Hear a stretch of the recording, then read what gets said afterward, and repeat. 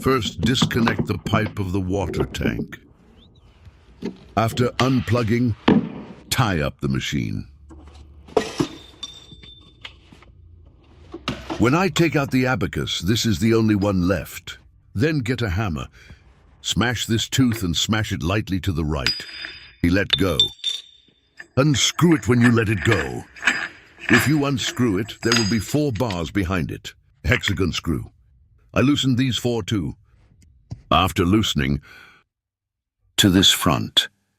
The brush tray on the front has a screw on the right here. I have 2 12-12s here, and these are loose. After loosening, find the line for the brush disc to board the plane. Turn the line on too. Open this disc. This time this plate is... The activity can fall down after falling. Then put the motor when installing. After installing. After the new motor is installed, these 4 screws. Get dressed and drizzle. Then turn this spin back. After spinning back, come here. Or put these 3 screws back in. Then plug this cable back in. The tube is also inserted back. Then plug in the pipe connected to the tank, and that's it.